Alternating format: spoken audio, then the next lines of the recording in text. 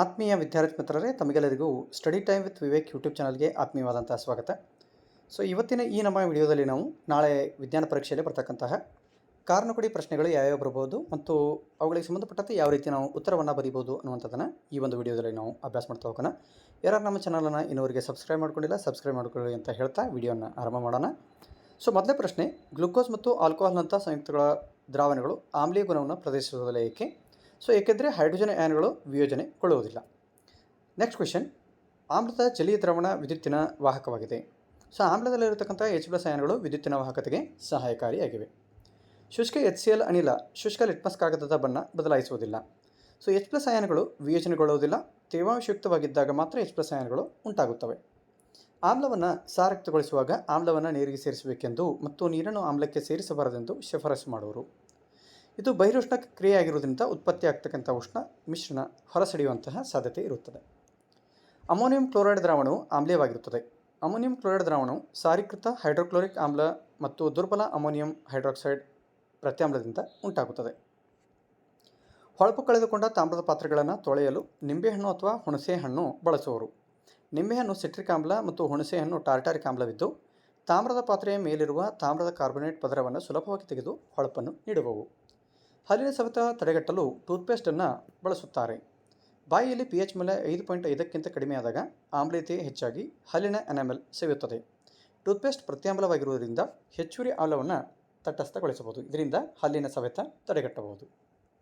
ಜೇನು ಕಡಿದಾಗ ಅಥವಾ ತುರಿಕೆ ಗಿಡ ಚುಚ್ಚಿದಾಗ ಉರಿಯನ್ನು ಹೇಗೆ ಶಮನಗೊಳಿಸಬಹುದು? ಸೋಡಾದಂತಹ ಸೌಮ್ಯ ಪ್ರತ್ಯಾಮ್ಲ ಲೇಪಿಸುವುದರಿಂದ. ಮೊಸರು ಮತ್ತು ಹುಳಿ ಪದಾರ್ಥಗಳನ್ನು ಹಿತ್ತಾಳೆ ಮತ್ತು ತಾಮ್ರದ ಪಾತ್ರೆಗಳಲ್ಲಿ ಸಂಗ್ರಹಿಸಿ ಇಡಬಾರದು. ಆಮ್ಲವಿರುವುದರಿಂದ ಲೋಹದ ಜೊತೆ ವರ್ತನೆಗೊಂಡು ಆರೋಗ್ಯದ ಮೇಲೆ ದುಷ್ಪರಿಣಾಮ ಬೀರುತ್ತದೆ ಮತ್ತು ರುಚಿ ಬದಲಾಗುತ್ತದೆ. ಲೋಹೀಯ ಸಂಯುಕ್ತ ಎ ಸಾರರಿಕ್ತ HCl ದೊಂದಿಗೆ ವರ್ತಿಸಿ ಗುಳ್ಳೆಗಳನ್ನು ಉತ್ಪತ್ತಿ ಮಾಡುತ್ತದೆ. ಬಿಡುಗಡೆಯಾದ ಆಮ್ಲ ಮೇಣದ ಬತ್ತಿಯನ್ನು ಆರಿಸುತ್ತದೆ. CO2 ಅನಿಲ ಬಿಡುಗಡೆಯಾಗುವುದರಿಂದ ಇದು ದಹನಾನುಕೂಲಿ ಅಲ್ಲ. ಮಳೆಯ ನೀರು ವಿದ್ಯುತ್ ಪ್ರವಾಹವನ್ನು ಹರಿಯಲು ಬಿಡುತ್ತದೆ, ಆದರೆ ಆಸವಿತ ನೀರು ವಿದ್ಯುತ್ ಪ್ರವಾಹವನ್ನು ಹರಿಯಲು ಬಿಡುವುದಿಲ್ಲ. ಆಸವಿತ ನೀರು ಶುದ್ಧ ನೀರಾಗಿದ್ದು ಅದರಲ್ಲಿ ಯಾವುದೇ ಅಯಾನುಗಳು ಇರುವುದಿಲ್ಲ. ನೆಕ್ಸ್ಟ್ ಕ್ವೆಶನ್, ಅಡುಗೆ ಸೋಡಾ ಮತ್ತು ವಾಷಿಂಗ್ ಸೋಡಾ ಕಾಯಿಸುವುದರ ಮೂಲಕ ಹೇಗೆ ಗುರುತಿಸಬಹುದು? ಅಡುಗೆ ಸೋಡಾ ಕಾಯಿಸುವುದರಿಂದ CO2 ಅನಿಲ ಬಿಡುಗಡೆಯಾಗುವುದು. ಈ ಅನಿಲವನ್ನು ಸುಣ್ಣದ ತಿಳಿ ನೀರಿನಲ್ಲಿ ಹಾಯಿಸಿದಂತೆ ಹಾಲಿನಂತೆ ಬೆಳಗಾಗುತ್ತದೆ. ಆದರೆ ವಾಷಿಂಗ್ ಸೋಡಾ ಕಾಯಿಸುವುದರಿಂದ ಯಾವುದೇ ಅನಿಲ ಬಿಡುಗಡೆ ಆಗುವುದಿಲ್ಲ. ಅಯಾನಿಕ್ ಸಂಯುಕ್ತಗಳ ದ್ರವಣ ಬಿಂದು ಕುದಿಯ ಬಿಂದುಗಳು ಹೆಚ್ಚು. ಅಣುಗಳ ನಡುವಿನ ಪ್ರಬಲ ಅಯಾನಿಕ್ ಬಂಧ ಒಡೆಯಲು ಹೆಚ್ಚಿನ ಶಕ್ತಿ ಬೇಕಾಗುತ್ತದೆ. ಬೆಳ್ಳಿ ಪಾತ್ರೆಗಳು ಗಾಳಿಗೆ ತೆರೆದಿಟ್ಟಾಗ ಕಪ್ಪಾಗುತ್ತವೆ. ಬೆಳ್ಳಿ ಗಾಳಿಯಲ್ಲಿರುವ ಸಲ್ಫರ್ ಜೊತೆ ವರ್ತಿಸಿ ಬೆಳ್ಳಿಯ ಸಲ್ಫೈಡ್ ಪದರ ಉಂಟಾಗುವುದರಿಂದ. ತಾಮ್ರ ಗಾಳಿಯಲ್ಲಿ ತೆರೆದಿಟ್ಟಾಗ ಕಂದು ಬಣ್ಣ ಕಳೆದುಕೊಂಡು ಹಸಿರು ಬಣ್ಣ ಪಡೆಯುತ್ತದೆ. ತಾಮ್ರ ಗಾಳಿಯಲ್ಲಿರುವ ತೇವಪೂರಿತ ಇಂಗಾಲ ಡೈಆಕ್ಸೈಡ್ ಜೊತೆ ವರ್ತಿಸಿ ಹಸಿರು ಬಣ್ಣದ ಪ್ರತ್ಯಾಮ್ಲೀಯ ತಾಮ್ರದ ಕಾರ್ಬೊನೇಟ್ ಅದರ ಪದರ ಉಂಟಾಗುತ್ತದೆ. ಕಬ್ಬಿಣವನ್ನು ಶುದ್ಧ ರೂಪದಲ್ಲಿ ಬಳಸುವುದಿಲ್ಲ. ಶುದ್ಧ ಕಬ್ಬಿಣ ತುಂಬ ಮೃದುವಾಗಿದ್ದು ಉಷ್ಣತೆ ನೀಡಿದಾಗ ಸುಲಭವಾಗಿ ಹಿಗ್ಗುತ್ತದೆ. ಕಬ್ಬಿಣಕ್ಕೆ ನಿಕ್ಕಲ್ ಮತ್ತು ಕ್ರೋಮಿಯಂ ಸೇರಿಸುತ್ತಾರೆ, ಗಟ್ಟಿ ಮತ್ತು ತುಕ್ಕು ಹಿಡಿಯದಂತೆ ಮಾಡಲು. ಕಬ್ಬಿಣವನ್ನು ತೇವಪೂರಿತ ಗಾಳಿಗೆ ತೆರೆದಿಟ್ಟಾಗ ಕಂದು ಬಣ್ಣಕ್ಕೆ ಚಕ್ಕೆ ಉಂಟಾಗುತ್ತದೆ. ಕಬ್ಬಿಣ ತೇವಪೂರಿತ ಗಾಳಿಯೊಂದಿಗೆ ವರ್ತಿಸಿ ಕಬ್ಬಿಣದ ಜಲೀಯ ಆಕ್ಸೈಡ್ ಉಂಟಾಗುವುದರಿಂದ ಕಂದು ಬಣ್ಣಕ್ಕೆ ಬರುತ್ತದೆ. ಅಯಾನಿಕ್ ಸಂಯುಕ್ತಗಳು ಘನ ಸ್ಥಿತಿಯಲ್ಲಿ ವಿದ್ಯುತ್ ಹರಿಯಲು ಬಿಡುವುದಿಲ್ಲ. ದ್ರವ ಸ್ಥಿತಿಯಲ್ಲಿ ವಿದ್ಯುತ್ ಹರಿಯಲು ಬಿಡುತ್ತವೆ. ಘನ ಸ್ಥಿತಿಯಲ್ಲಿ ಅಯಾನುಗಳ ಚಲನೆ ಸಾಧ್ಯವಿಲ್ಲ. ದ್ರವಿತ ಸ್ಥಿತಿಯಲ್ಲಿ ಅಯಾನುಗಳು ವಿಯೋಜನೆಯಿಂದ ವಾಹಕತೆ ಉಂಟಾಗುತ್ತದೆ. ಲೋಹವು ನೈಟ್ರಿಕ್ ಆಮ್ಲ ಜೊತೆ ವರ್ತಿಸಿದಾಗ ಹೈಡ್ರೋಜನ್ ಅನಿಲ ಬಿಡುಗಡೆಯಾಗುವುದಿಲ್ಲ. ನೈಟ್ರಿಕ್ ಆಮ್ಲ ಪ್ರಬಲ ಉತ್ಕರ್ಷಕ. ಇದು ಬಿಡುಗಡೆಯಾದ ಹೈಡ್ರೋಜನನ್ನು ಉತ್ಕರ್ಷಿಸಿ ನೀರನ್ನು ಉತ್ಪತ್ತಿ ಮಾಡುತ್ತದೆ ಮತ್ತು ಸ್ವತಃ ಯಾವುದಾದರೊಂದು ನೈಟ್ರೋಜನ್ ಡೈಆಕ್ಸೈಡ್ ಆಗಿ ಅಪಕರ್ಷಣೆ ಹೊಂದುತ್ತದೆ. ಲೋಹಗಳು ವಿದ್ಯುತ್ತಿನ ಉತ್ತಮ ವಾಹಕಗಳು. ಲೋಹಗಳಲ್ಲಿ ವಿಸ್ಥಾನಿತ ಇಲೆಕ್ಟ್ರಾನ್ಗಳು ಇರುವುದರಿಂದ. ಸೋಡಿಯಂ ಮತ್ತು ಪೊಟ್ಯಾಷಿಯಂನಂತಹ ಲೋಹಗಳನ್ನು ಸೀಮೆಎಣ್ಣೆಯಲ್ಲಿ ಸಂಗ್ರಹಿಸಿ ಇಡುತ್ತಾರೆ. ಈ ಲೋಹಗಳು ಗಾಳಿಗೆ ತೆರೆದಿಟ್ಟಾಗ ವೇಗವಾಗಿ ವರ್ತಿಸಿ ಬೆಂಕಿ ಹೊತ್ತಿಕೊಳ್ಳುತ್ತವೆ. ಆದ್ದರಿಂದ ಲೋಹಗಳನ್ನು ಸಂರಕ್ಷಿಸಲು ಮತ್ತು ಬೆಂಕಿ ಹೊತ್ತಿಕೊಳ್ಳುವುದನ್ನು ತಪ್ಪಿಸಲು ಬಿಸಿ ನೀರಿನ ಟ್ಯಾಂಕ್ಗಳಲ್ಲಿ ತಾಮ್ರ ಬಳಸುತ್ತಾರೆ, ಆದರೆ ಉಕ್ಕು ಬಳಸುವುದಿಲ್ಲ. ತಾಮ್ರ ಬಿಸಿ ನೀರು ಮತ್ತು ಹಬೆಯೊಂದಿಗೆ ವರ್ತಿಸುವುದಿಲ್ಲ, ಆದರೆ ಉಕ್ಕು ಹಬೆಯೊಂದಿಗೆ ವರ್ತಿಸುತ್ತದೆ. ತಾಮ್ರ ಉಕ್ಕಿಗಿಂತ ಉತ್ತಮ ಉಷ್ಣವಾಹಕ. ಗ್ಯಾಲಿಯಂ ಮತ್ತು ಸೀಸದಂತಹ ಲೋಹ ಹಸ್ತದ ಮೇಲೆ ಇಟ್ಟುಕೊಂಡರೆ ಕರಗುತ್ತದೆ. ಈ ಲೋಹಗಳ ಕರಗುವ ಬಿದ್ದು ಮಾನವನ ದೇಹದ ಸಾಮಾನ್ಯ ತಾಪಕ್ಕಿಂತ ಕಡಿಮೆ. ಪ್ಲಾಟಿನಂ, ಚಿನ್ನ ಮತ್ತು ಬೆಳ್ಳಿಯನ್ನು ಆಭರಣಗಳ ತಯಾರಿಕೆಯಲ್ಲಿ ಬಳಸುವರು. ಹೆಚ್ಚು ಹೊಳಪು ಹೊಂದಿವೆ, ಕಡಿಮೆ ಕ್ರಿಯಾಶೀಲ ಮತ್ತು ಸುಲಭವಾಗಿ ನಶಿಸುವುದಿಲ್ಲ. ಕಾರ್ಬೋನೇಟ್ ಮತ್ತು ಸಲ್ಫೈಡ್ ಅದುರುಗಳನ್ನು ಅವುಗಳ ಆಕ್ಸೈಡ್ ಅದುರುಗಳಾಗಿ ಪರಿವರ್ತಿಸಲಾಗುತ್ತದೆ. ಆಕ್ಸೈಡ್ಗಳಿಂದ ಲೋಹಗಳನ್ನು ಉದ್ಧರಿಸುವುದು ಸುಲಭ. ಅಲ್ಯೂಮಿನಿಯಂ ಕ್ರಿಯಾಶೀಲ ಲೋಹದರು ಅಡುಗೆ ಪಾತ್ರೆಗಳ ತಯಾರಿಕೆಯಲ್ಲಿ ಬಳಸುವರು. ಅಲ್ಯೂಮಿನಿಯಂ ಗಾಳಿಯಲ್ಲಿ ಆಕ್ಸಿಜನ್ ಜೊತೆ ವರ್ತಿಸಿ ಅಲ್ಯೂಮಿನಿಯಂ ಆಕ್ಸೈಡ್ ತೆಳುವಾದ ಲೇಪನ ಉಂಟಾಗುತ್ತದೆ. ಈ ಪದರ ನಶಿಸುವಿಕೆ ಅದನ್ನು ತಡೆಯುತ್ತದೆ. ಗ್ರಾಫೈಟನ್ನು ಎಲೆಕ್ಟ್ರೋಡ್ಗಳ ತಯಾರಿಕೆಯಲ್ಲಿ ಬಳಸುತ್ತಾರೆ. ಗ್ರಾಫೈಟ್ ನೀರಿನಲ್ಲಿ ಕರಗುವುದಿಲ್ಲ, ನಶಿಸುವುದಿಲ್ಲ, ವಿದ್ಯುತ್ ವಾಹಕ ಆಗಿರುವುದರಿಂದ. ಗಾಳಿಗೆ ತೆರೆದಿಟ್ಟಾಗ ಎಣ್ಣೆ ಪದಾರ್ಥಗಳ ರುಚಿ ಮತ್ತು ವಾಸನೆ ಕೆಡಲು ಕಾರಣ. ಎಣ್ಣೆ ಗಾಳಿಯಲ್ಲಿನ ಆಮ್ಲಜನಕದೊಂದಿಗೆ ಉತ್ಕರ್ಷಣೆಗೊಳ್ಳುವುದು. ಹೃತ್ಕುಕ್ಷಿಗಳು ದಪ್ಪವಾದ ಸ್ನಾಯುವಿನ ಭಿತ್ತಿಗಳನ್ನು ಹೊಂದಿರುತ್ತವೆ. ಹೃತ್ಕುಕ್ಷಿಗಳು ರಕ್ತವನ್ನು ಹಲವಾರು ಅಂಗಗಳಿಗೆ ಪಂಪ್ ಮಾಡಬೇಕಾಗಿರುವುದರಿಂದ ಅವು ದಪ್ಪವಾದ ಸ್ನಾಯುವಿನ ಭಿತ್ತಿಯನ್ನು ಹೊಂದಿರುತ್ತವೆ. ಅಪಧಮನಿಗಳು ದಪ್ಪವಾದ ಸ್ಥಿತಿಸ್ಥಾಪಕ ಭಿತ್ತಿಯನ್ನು ಹೊಂದಿವೆ. ಅಪಧಮನಿಗಳು ರಕ್ತವನ್ನು ಹೃದಯದಿಂದ ದೇಹದ ವಿವಿಧ ಅಂಗಗಳಿಗೆ ಕೊಂಡೊಯ್ಯುತ್ತವೆ.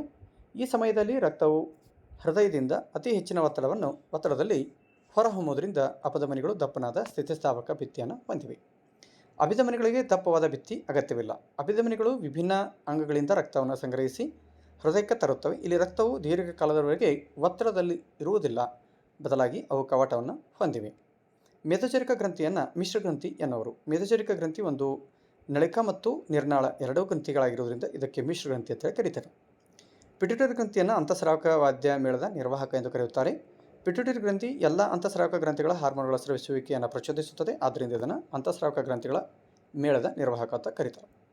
CFC ಮುಕ್ತ ರೆಫ್ರಿಜರೇಟರ್ಗಳನ್ನು ಬಳಕೆ ಮಾಡಬೇಕು ಅಥವಾ CFC ಯುಕ್ತ ಮುಕ್ತ ರೆಫ್ರಿಜರೇಟರ್ಗಳು ಪರಿಸರ ಸ್ನೇಹಿಯಾಗಿವೆ. CFCಯು ವಾತಾವರಣದ ಮೇಲ್ಪದರಲ್ಲೇ ಸೇರಿ ಓಝೋನ್ ನಾಶಕ್ಕೆ ಕಾರಣವಾಗಿದೆ. ಇದರಿಂದ ಹಾನಿಕಾರಕ ವಿಕಿರಣಗಳು ಭೂಮಿಯನ್ನು ತಲುಪಿ ಮಾನವರಿಗೆ ಮತ್ತು ಇತರೆ ಜೀವಿಗಳಿಗೆ ಅನೇಕ ಆರೋಗ್ಯ ಸಮಸ್ಯೆಗಳಿಗೆ ಕಾರಣವಾಗುತ್ತವೆ. ಕೃಷಿಯಲ್ಲಿ ಕೀಟನಾಶಕಗಳ ಬಳಕೆಯನ್ನು ಕಡಿಮೆ ಮಾಡಬೇಕು. ಕೀಟನಾಶಕಗಳು ಜೈವಿಕ ಶಿಥಿಲೀಯವಲ್ಲ, ಇವು ನೀರು ಮತ್ತು ಮಣ್ಣನ್ನು ಮಲಿನ ಮಾಡುತ್ತವೆ. ಸ್ಥಿರ ಸುರುಳಿ ಮತ್ತು ಸ್ಥಿರ ಕಾಂತಗಳು ವಿದ್ಯುತ್ ಪ್ರವಾಹವನ್ನು ಉತ್ಪಾದಿಸುವುದಿಲ್ಲ. ಸುರುಳಿ ಮತ್ತು ಕಾಂತಗಳು ಸ್ಥಿರವಾಗಿದ್ದಾಗ ಕಾಂತಕ್ಷೇತ್ರ ಬದಲಾಗುವುದಿಲ್ಲ, ಹೀಗಾಗಿ ಪ್ರೇರಿತ ವಿದ್ಯುತ್ ಪ್ರವಾಹವು ಉಂಟಾಗುವುದಿಲ್ಲ. ಗ್ವಾಯ್ಟರ್ ರೋಗವನ್ನು ಸ್ಥಾನಿಕ ವ್ಯಾಧಿ ಎನ್ನುವರು. ಮಣ್ಣು ಮತ್ತು ನೀರಿನಲ್ಲಿ ಅಯೋಡಿನ್ ಕೊರತೆ ಇರುವ ಪ್ರದೇಶಕ್ಕೆ ಸೀಮಿತವಾಗಿರುವ ಕಾಯಿಲೆ ಇದಾಗಿದೆ. ಹಾರ್ಮೋನ್ಗಳನ್ನು ರಾಸಾಯನಿಕ ಸಂದೇಶಕಾರ ಅಥವಾ ರಸದೂತ ಎನ್ನಲು ಕಾರಣವೇನು? ಹಾರ್ಮೋನ್ಗಳು ರಕ್ತದ ಮೂಲಕ ಗುರಿ ಅಂಗಗಳಿಗೆ ಸಂದೇಶಗಳನ್ನು ತಲುಪಿಸಿ ಅವುಗಳ ಕಾರ್ಯಚಟುವಟಿಕೆಯನ್ನು ನಿಯಂತ್ರಿಸುತ್ತವೆ. ದ್ವಿಚಕ್ರ ವಾಹನ ಸವಾರರು ಹೆಲ್ಮೆಟ್ಗಳನ್ನು ಧರಿಸುವುದು ಕಡ್ಡಾಯ. ದ್ವಿಚಕ್ರ ವಾಹನ ಸವಾರರು ಅಪಘಾತಕ್ಕೀಡಾದಾಗ ತಲೆಗೆ ಪೆಟ್ಟು ಬಿದ್ದು ಮಿದುಳಿನ ಹಾನಿಯಾಗಿ ರಕ್ತಸ್ರಾವದಿಂದ ಸಾವನ್ನಪ್ಪುವ ಕಾರಣದಿಂದ. ಸಮುದ್ರ ತೀರ ಪ್ರದೇಶದಲ್ಲಿ ವಾಸಿಸುವ ಜನರಿಗೆ ಗ್ವಾಯ್ಟರ್ ರೋಗ ಬರುವುದಿಲ್ಲ. ಈ ಪ್ರದೇಶದಲ್ಲಿರುವ ಮಣ್ಣು ಮತ್ತು ನೀರಿನಲ್ಲಿ ಕಡಲ ಮೂಲದ ಆಹಾರದಲ್ಲಿ ಅಯೋಡಿನ್ ಇದ್ದು ಅಲ್ಲಿ ವಾಸಿಸುವ ಜನರಿಗೆ ಸಾಕಷ್ಟು ಪ್ರಮಾಣದ ಅಯೋಡಿನ್ ದೊರಕುತ್ತದೆ. ಮಹಾಮಸ್ತಿಷ್ಕದ ಎಡಗೋಳಾರ್ಧಕ್ಕೆ ಪೆಟ್ಟಾದರೆ ದೇಹದ ಬಲಭಾಗದ ಅಂಗಗಳು ಮತ್ತು ಗೋಳಾರ್ಧಕ್ಕೆ ಪೆಟ್ಟಾದರೆ ದೇಹದ ಎಡಭಾಗದ ಅಂಗಗಳು ಪಾರ್ಶ್ವವಾಯು ಪೀಡಿತ ಆಗುತ್ತವೆ. ದೇಹದ ಎಡಭಾಗದಿಂದ ಬರುವ ನರಗಳು ಮಹಾಮಸ್ತಿಷ್ಕದ ಬಲ ಗೋಳಾರ್ಧಕ್ಕೆ ಸಂಪರ್ಕ ಹೊಂದಿವೆ. ಹಾಗೆಯೇ ದೇಹದ ಬಲಭಾಗದಿಂದ ಬರುವಂತಹ ನರಗಳು ಮಹಾಮಸ್ತಿಷ್ಕದ ಎಡಗೋಳಾರ್ಧಕ್ಕೆ ಸಂಪರ್ಕ ಹೊಂದಿವೆ. ಇತ್ತೀಚಿನ ದಿನಗಳಲ್ಲಿ ಪರಿಸರವಾದಿಗಳು ಹವಾನಿಯಂತ್ರಕ ಬಳಕೆಯನ್ನು ವಿರೋಧಿಸುತ್ತಾರೆ. ಹವಾನಿಯಂತ್ರಕಗಳು ಓಝೋನ್ ಪದರಿಗೆ ಹಾನಿಯಾಗುವ CFC ಅನಿಲವನ್ನು ಬಿಡುಗಡೆ ಮಾಡುತ್ತವೆ. ಜೀವಿಯೊಂದು ತನ್ನ ಜೀವಿತಾವಧಿಯಲ್ಲಿ ಗಳಿಸಿಕೊಂಡ ಗುಣಗಳು ಅನುವಂಶೀಯವಾಗುವುದಿಲ್ಲ.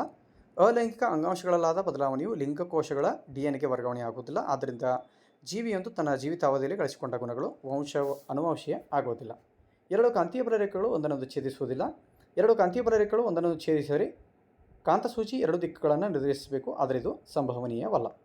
ನಿಶ್ಚಲ ಸ್ಥಿತಿಯ ಒಂದು ಕಾಂತವು ನಿಶ್ಚಲ ಸ್ಥಿತಿಯಲ್ಲಿರುವ ತಂತಿಯ ಸುರುಳಿಯಲ್ಲಿ ವಿದ್ಯುಚ್ಚಾಲಕ ಬಲವನ್ನು ಉಂಟು ಮಾಡುವುದಿಲ್ಲ. ಕಾಂತ ಮತ್ತು ತಂತಿಯ ಸುರುಳಿಯ ಮಧ್ಯೆ ಸಾಪೇಕ್ಷ ಚಲನೆ ಉಂಟಾಗದೆ ಇರುವುದರಿಂದ ವಿದ್ಯುಚ್ಚಾಲಕ ಬಲ ಉಂಟಾಗುವುದಿಲ್ಲ.